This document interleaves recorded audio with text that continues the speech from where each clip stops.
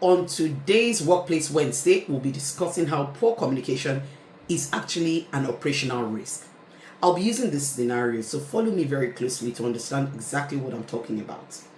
Imagine a major organizational project that involves, all the various departments, operations, HR, procurement, finance, contractors, all the frontline teams.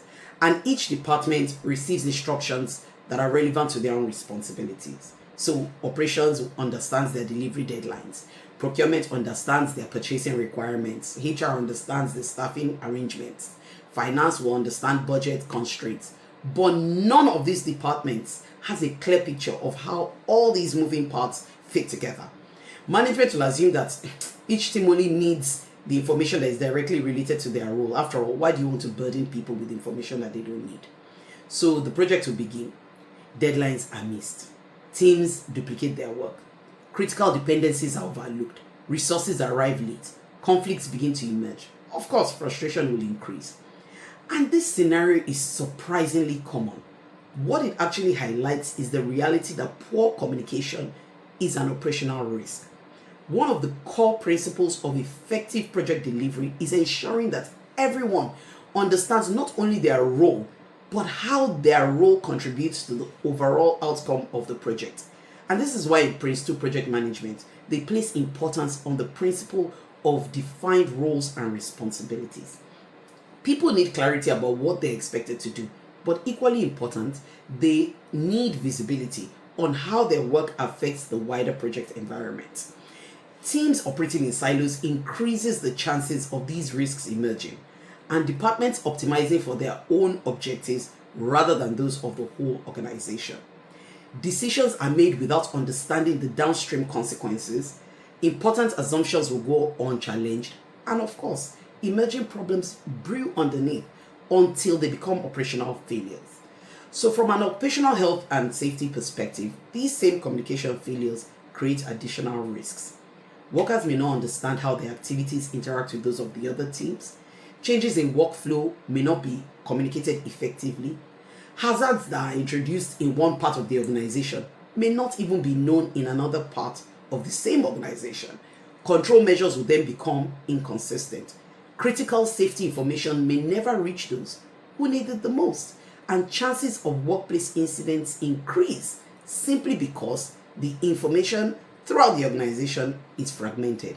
One team knew something, another team needed to know that thing, and the communication was never made.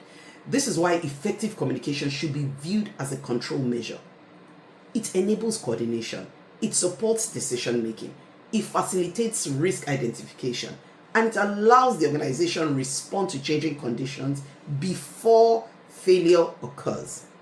In both project management and occupational health, successful outcomes depend on maintaining reliable information flow. Prince2 emphasizes managing by stages, managing by exception, and maintaining continued business justification. None of those principles can function effectively without accurate communication.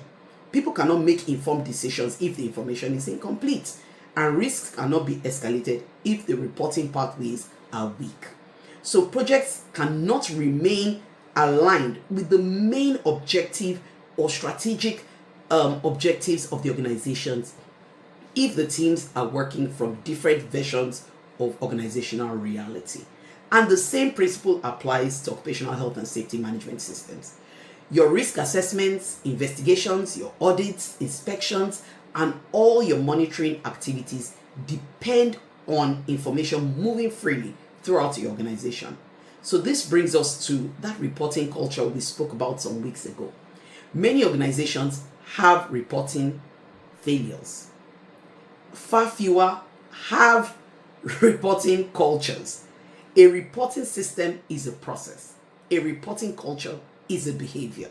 And employees must feel able to raise their concerns, challenge assumptions, report near misses, and share operational intelligence without the fear of blame.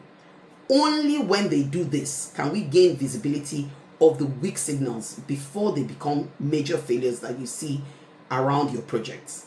So when they don't, leadership will lose access to some of its most valuable information, because your frontline workers are the ones who have that information that you can use in making overall important safety decisions. So it becomes important to understand that communication is not only about transmitting messages, it's about creating shared understanding.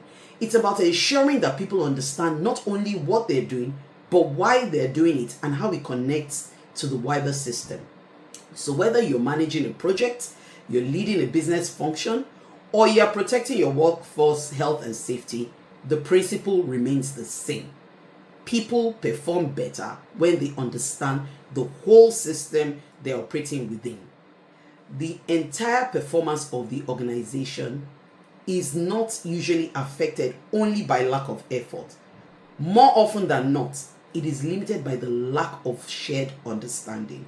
So your shared understanding is important to the overall success of your project. And shared understanding only begins when communication throughout the organization is excellent.